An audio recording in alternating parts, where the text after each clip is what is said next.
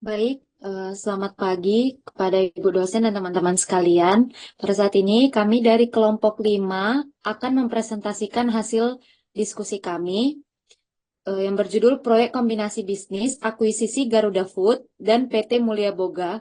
Eh, Next.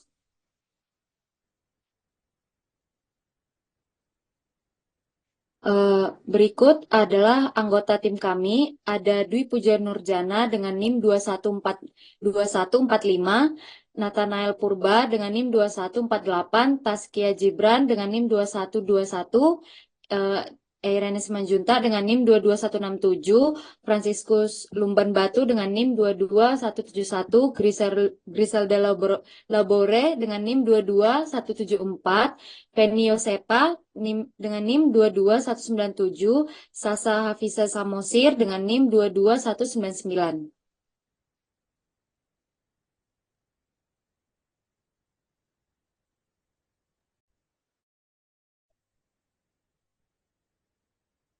Oke, baik. Di sini kita akan melihat eh, latar belakang dari kasus PT Garuda Food Putri Jaya Tbk. Nah, di mana PT Garuda Food Putra Putri Jaya Tbk ini merupakan salah satu perusahaan makanan dan minuman terbesar di Indonesia. PT Mulia PT Mulia Boga Raya Tbk adalah anak usaha dari Garuda Food yang bergerak di bidang produksi keju dan mayones. Lalu pada 14 Oktober 2020, Garuda Food resmi membeli 825 juta saham keju dengan harga 1.156 per saham dari pemegang saham pendiri Mulia Bogaraya. Dana transaksi yang nilainya mencapai 953,7 miliar bersumber dari pendanaan jangka panjang dengan skema cloud deal dari 4 bank, yaitu DBS, HSBC, BTPN, dan Citibank. Kemudian, akuisisi juga diyakini dapat memperkuat lini bisnis dan portofolio varian produk dari perseroan. Menurut Hardianto, akuisisi dapat menambah kekuatan brand Garuda Food mengingat Mulia Boga Raya memiliki dua merek, yaitu Pro Cheese dan Top Cheese, di mana pangsa pasar Pro Cheese merupakan terbesar kedua di Indonesia. Next slide.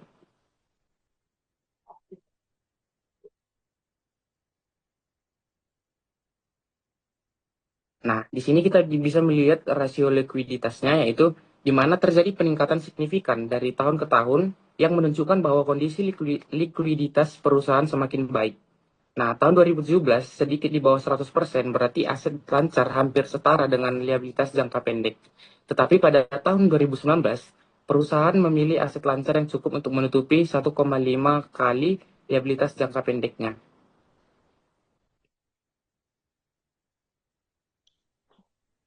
Baik, terdapat juga rasio profitabilitas yang di mana ada tahun 2017, 2018, 2019, di mana gross profit marginnya itu 2017 itu sekitar 32,3%, 2018-nya 3,17%, 2019-nya 29,9%, kemudian net profit marginnya 5,02%, dan 2018 5,28%, dan 2019 6,16%. Kemudian return on assetnya itu 2017 10,55%, 2018 10,10%, 2019 8,61%. Dan kemudian ada return on equity 2017-nya itu 29,86%, dan 2018-nya itu 17,9%, dan juga 2019-nya itu 15,76%.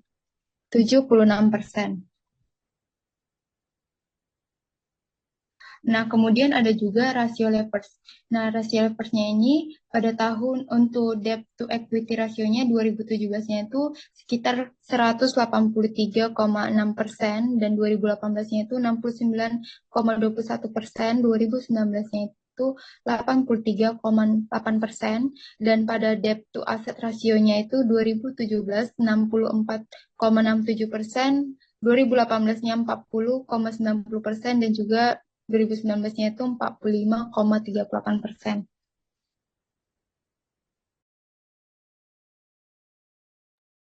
Selanjutnya itu adalah untuk komponen pembayaran. Jadi informasi yang pertama itu mengenai struktur akuisisi. Jumlah saham yang diakuisisi adalah 825 juta yang disertai dengan informasi penjual dan harga akuisisi per saham itu adalah Rp1.156. Sehingga total harga akuisisi Rp953.770.000. Untuk total kepemilikan saham, 55% dari modal ditempatkan dan setor penuh. Untuk tanggal akuisisi pada tanggal 14 Oktober 2020. Selanjutnya,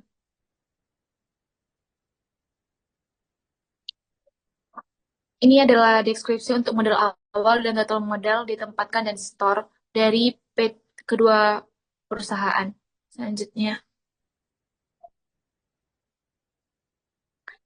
transaksi kombinasi bisnis antara PT Garuda Putra Putri Jaya Tbk atau GUT dan PT Mulia Bogaraya Tbk Keju adalah akuisisi saham Keju oleh GUT pada 14 Oktober 2020. GUT membeli 825 juta saham Keju atau 55% dari modal yang disetor oleh Keju. Harga akuisisi per saham adalah Rp 1.156 sehingga total nilai akuisisi mencapai 950,7 miliar. Pihak penjual adalah pemegang saham individual yaitu Fung, Sanjaya Rusli, Berliando Lumbantoruan, Agustini Muara, Marcelo Revelino, dan Amelia Francisca.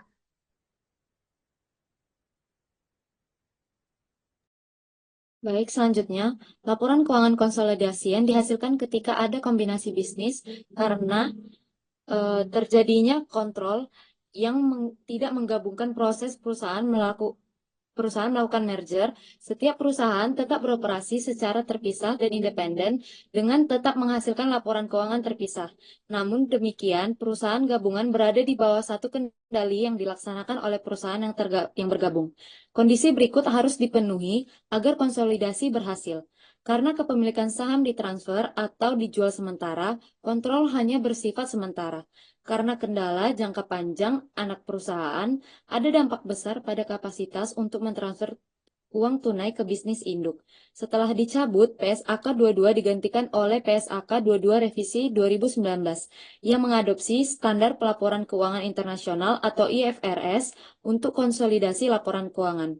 Laporan keuangan konsolidasian telah dikendalikan berdasarkan peraturan ini dan pengungkapan tambahan PSAK 22 menurut Revisi 2019, perusahaan induk harus membuat lebih banyak pengungkapan tentang konsolidasi, seperti rincian tentang hubungan perusahaan induk dengan anak perusahaannya.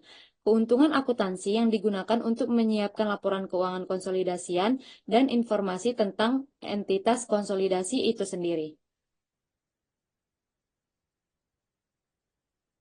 Transaksi kombinasi bisnis antara PT Garuda Food Putri Jaya Tbk dan PT Mulia Boga Raya Tbk atau Keju adalah akuisisi saham Keju oleh GUT pada 14 Oktober 2020. GUT memiliki 825 juta saham Keju atau 55% dari modal disetor Keju. Harga akuisisi per saham adalah Rp1.156 sehingga total nilai akuisisi mencapai 953,7 miliar. Pihak penjual adalah pemegang saham individual yaitu Lipofung, Sanjay Rusli, Berliando Lumbantoruan, Agustini Muara, Marcelo Rivellino, dan Amelia Francisca.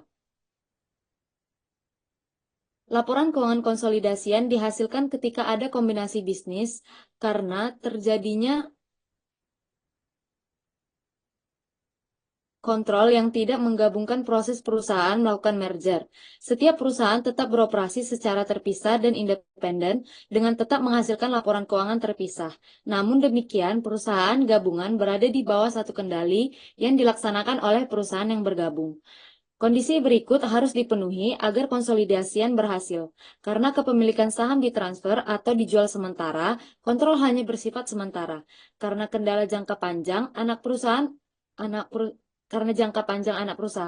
ada dampak besar pada kapasitas untuk mentransfer uang tunai ke bisnis induk. Setelah dicabut, PSAK digantikan oleh PSAK 22 Revisi 2019 yang mengadopsi Standar Pelaporan Keuangan Internasional atau IFRS untuk konsolidasi laporan keuangan. Laporan keuangan konsolidasian telah dikendalikan berdasarkan peraturan ini dan pengungkapan tambahan PSAK 22 menurut revisi 2019, perusahaan induk harus membuat lebih banyak pengungkapan tentang konsolidasi, seperti rincian tentang hubungan perusahaan induk dengan anak perusahaannya, keuntungan akuntansi yang digunakan untuk menyiapkan laporan keuangan konsolidasian, dan informasi tentang entitas konsolidasi itu sendiri.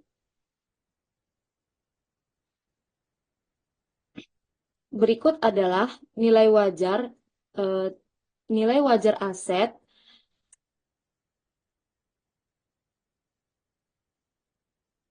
pada tanggal akuisisi. Selanjutnya, berikut adalah laporan posisi keuangan konsolidasian 31 Desember tahun 2021 dan 2020.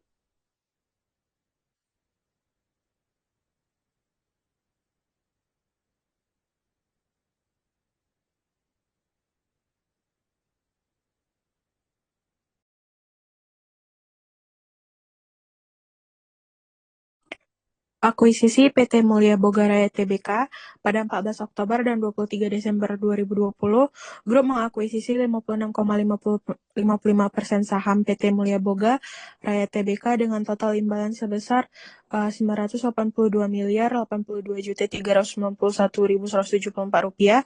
Nilai wajar aset bersih teridentifikasi yang diperoleh adalah 575.812.623.734 rupiah dengan peningkatan signifikan pada tanah sebesar 34,7 miliar rupiah dan merek dagang sebesar 149,8 miliar. Setelah dikurangi bagian kepentingan non-pengendali sebesar 250,2 miliar, nilai wajar aset bersih yang diatribusikan kepada grup ada 325,6 miliar.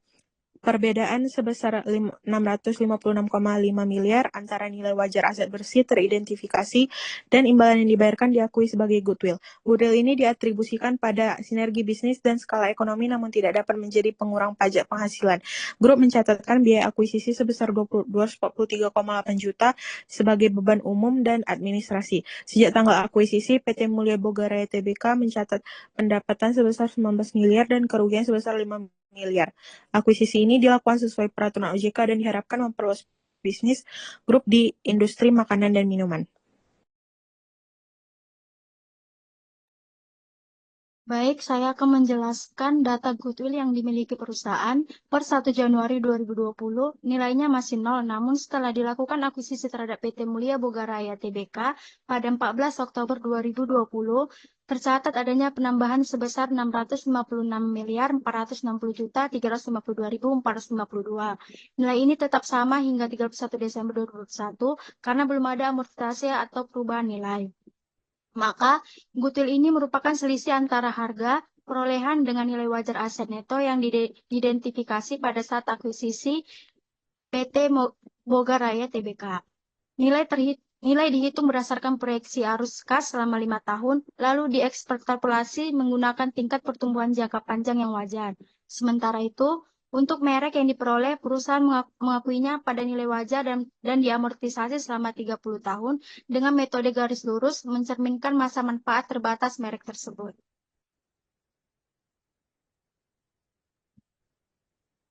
Selanjutnya. Yang kedua itu ada ikhtisar kebijakan akuntansi signifikan, yang dimana kebijakan akuntansi telah diterapkan secara konsisten dengan laporan keuangan tahunan untuk tahun yang berakhir 31 Desember 2021 yang telah sesuai dengan standar akuntansi keuangan di Indonesia. Yang dimana ada amandemen PSAK 22, di mana ada definisi bisnis, amandemen PSAK 73, yaitu konsesi sewa terkait COVID-19 setelah 30 Juni 2021, dan amandemen PSAK 55, amandemen PSAK 60, amandemen PSAK 62, dan amandemen PSAK 71, amandemen PSAK 73, yaitu tentang reformasi acuan suku bunga tahap 2. dan standar baru dan amandemen yang telah diterbitkan yang relevan dengan operasi grup dan berlaku efektif untuk tahun buku yang dimulai pada tahun 2022 sampai 2023 adalah sebagai berikut. Yang pertama, amandemen Pesaka 1 yaitu penyajian laporan keuangan. Yang kedua, amandemen Pesaka 16 yaitu aset tetap. Yang ketiga, amandemen Pesaka 57 yaitu provisi liabilitas kontingensi dan aset kontingensi tentang kontrak memberatkan biaya memenuhi kontrak. Yang keempat, amandemen Pesaka 22 yaitu bisnis kombinasi tentang referensi kerangka konseptual. Selanjutnya, yang ketiga itu ada kombinasi bisnis pada entitas pengendali, yang dimana kombinasi bisnis ini antar entitas pengendali dicatat menggunakan metode seperti penyatuan kepemilikan, selisih antara biaya investasi dengan nilai buku aset neto yang diperoleh dicatat sebagai tambahan modal setor pada bagian ekuitas di laporan posisi keuangan konsolidasian.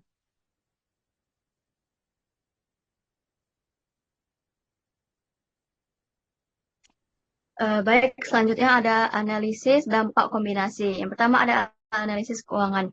Analisis keuangannya itu debt to equity ratio PT Garuda Food Putra Putri Jaya Tbk menunjukkan bahwa perusahaan memiliki struktur modal yang sehat dengan ketergantungan yang moderat terhadap utang. Meskipun ada peningkatan dalam total liabilitas, pertumbuhan ekuitas dan laba bersih menunjukkan bahwa perusahaan berada dalam posisi yang baik untuk menghadapi tantangan di masa depan. Namun pemantauan terus-menerus terhadap rasio ini penting untuk memastikan bahwa perusahaan tetap dalam jalur pertumbuhan yang berkelanjutan tanpa mengambil risiko finansial yang berlebih. Yang kedua ada IPS PT Garuda Food Putra Putri Jaya Tbk mengalami penurunan pada tahun 2019. Hal ini menunjukkan bahwa meskipun perusahaan menunjukkan kinerja yang baik dalam hal peningkatan laba bersih, faktor-faktor lain seperti jumlah lembar saham, outstanding, dan struktur modal mungkin telah mempengaruhi hasil akhir dari EPS. Penurunan ini perlu diperhatikan oleh investor dan manajemen untuk strategi perbaikan di masa depan. Selanjutnya,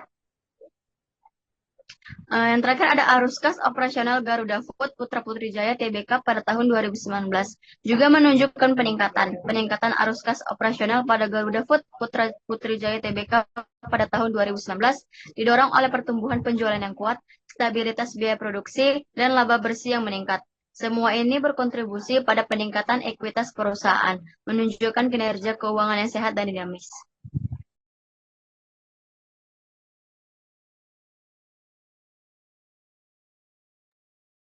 Baik, yang selanjutnya itu ada analisis strategi. Ada beberapa, yang pertama itu ada strategi pengembangan produk premium terjangkau Garuda Food yang meluncurkan produk inovatif untuk kelas menengah yang menawarkan margin lebih tinggi.